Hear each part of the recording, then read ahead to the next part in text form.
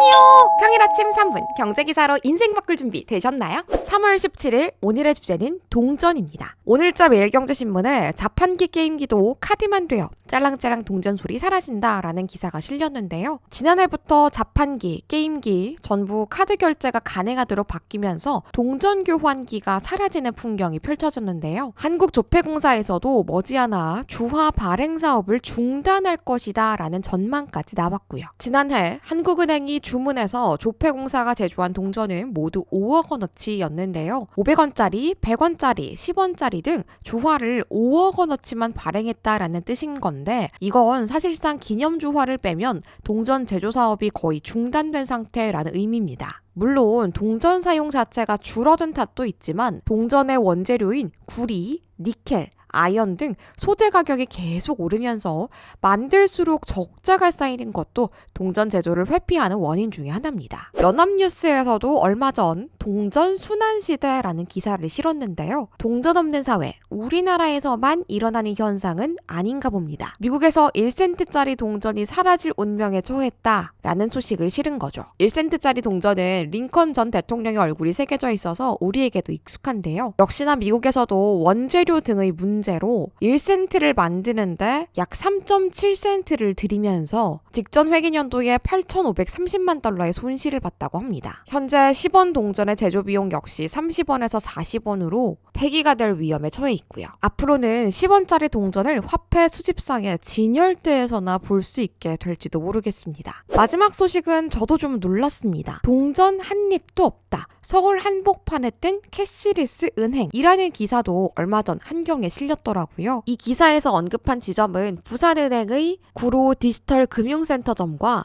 성수동 금융센터인데요. 현금이 사라진 은행 금고에는 수표, 어음, 유가증권 등 서류 뭉치만 잔뜩 보관돼 있다고 합니다. 이렇게 은행이 캐시리스 점포를 선택한 건 비용 절감 효과가 톡톡하기 때문이라고 합니다. 큰 공간을 차지하는 금고가 점포에서 사라지면 그만큼 좁은 공간을 임대해도 되는 거죠. 현금 없는 시대에 발맞춰서 새로운 서비스도 등장하고 있는데요. 우체국에서 시행하는 현금 배달 서비스가 대표적입니다. 집배원이 현금을 인출해서 고객이 원하는 날짜에 전국 어디든 현금을 배달해 주는 거예요. 이건 저도 처음 들어봤는데 어르신들이 유용하게 활용하겠다라는 생각이 들더라고요. 3월 18일 오늘의 주제는 인구입니다. 어제 한국고용정보원이 발표한 23년도에서 33년도의 인력 관련 전망에 따르면 15세 이상 경제활동 인구는 30년부터 감소세로 전환됩니다. 이에 따라서 23년도부터 33년도까지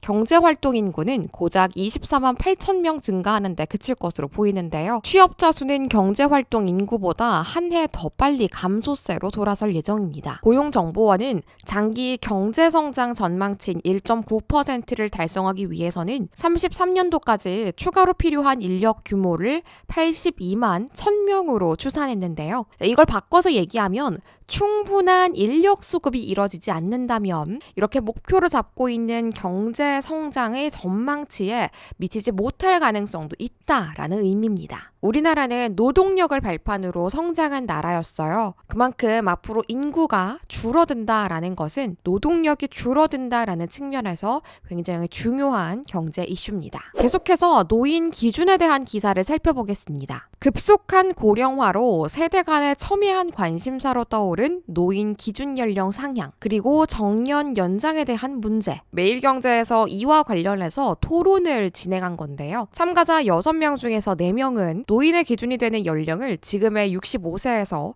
70세 이상으로 높여야 된다라고 주장했다고 합니다. 반면에 2명은 현행 65세를 유지하는 편이 낫다라고 강조했고요. 만약 노인의 법정 연령이 올라가게 되면 그와 맞물려서 노인들이 각종 복지 혜택을 받는 시기도 늦춰지게 되는데요. 실제로 서울시는 지난해 인구정책 기본계획을 발표하면서 복지 혜택 기준을 70세 이상으로 바꾸는 방안을 포함했습니다. 대구시도 지하철 무임승 상승차 연령을 2028년도까지 70세로 높이기로 했고요. 이어지는 기사를 보면 기초연금 수급 30%는 70세 미만, 노인 연령 높이면 연 7,600억 원 재정 절감이라는 소식을 확인할 수 있는데요. 만약 노인 기준 연령을 높이게 되면 10개 정도의 보건복지제도가 직접적인 영향을 받게 됩니다. 일단 재정 안정성 측면에서 가장 큰 영향을 줄 것으로 예상되는 건 기초연금입니다. 지난 1월에 국회 예산정책처도 노인 연령을 70세로 상향하면 얼만큼의 예산을 절감할 수 있을까 이걸 계산을 했었습니다. 예산 7조 6,700억 원을 절감할 수 있었을 것이다 라고 데이터를 내놨고요. 무엇보다도 이렇게 노인 연령을 상향하게 된다면 피해를 보는 집단이 분명히 존재할 수 있기 때문에 지원 대책도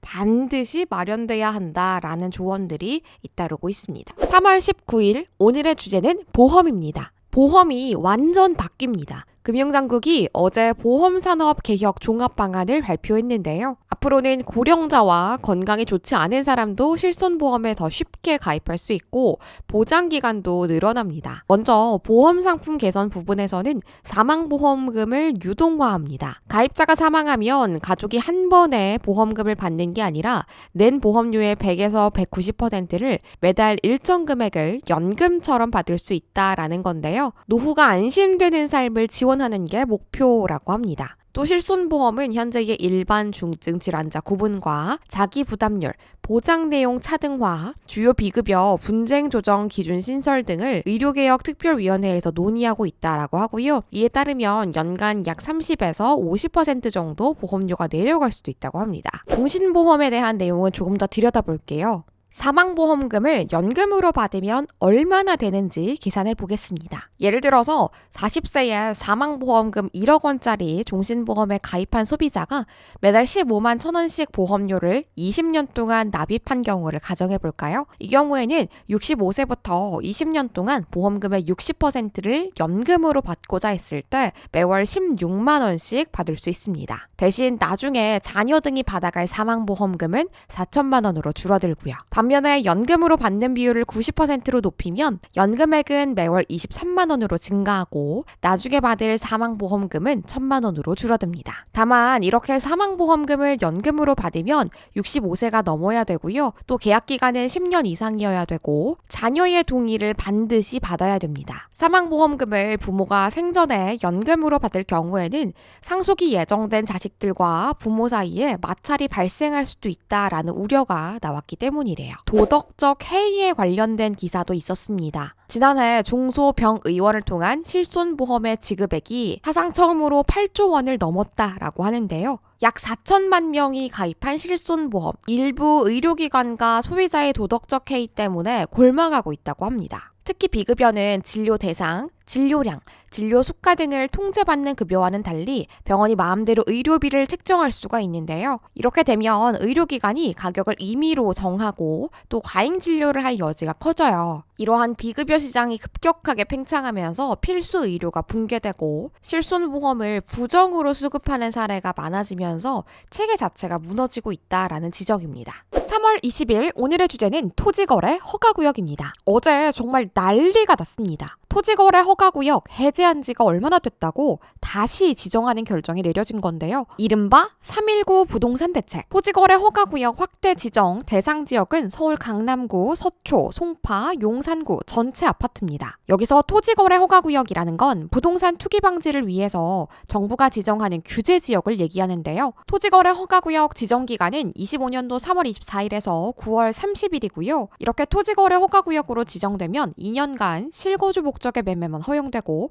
갭투자, 즉 전세를 끼고 거래하는 건 불가능합니다. 이렇게 한 달 만에 판이 뒤집힌 이유, 규제 강화 배경은 그 사이에 집값이 많이 올랐기 때문이에요. 강남 3구의 아파트 평균 거래 가격은 토지거래 허가구역 해제 직전 10일 평균 22억 6,900만 원 정도였는데 직후 10일 평균 24억 5천만 원 정도로 2억 가까이 상승했습니다. 투기 수요가 증가했다고 보고 정부는 결국 규제 재도입을 결정하게 된 거죠. 여기에서 그치지 않고 추가 대책도 발표했습니다. 정부는 성동, 마포, 강동에 대해서도 토지거래 허가구역에 대해서 추가 지정을 검토하겠다라고 했고요. 대출 규제도 강화하는데요. 최근 급증한 수도권 주요 지역의 주택담보대출과 전세대출을 집중 점검하기로 했습니다. 글쎄요, 이번 규제가 정말 집값을 잡는 데에 효과적일까요? 오히려 너무 빠르게 손바닥 뒤집듯이 규제를 바꿔서 신뢰도가 떨어졌다라는 지적이 이어지고 있습니다.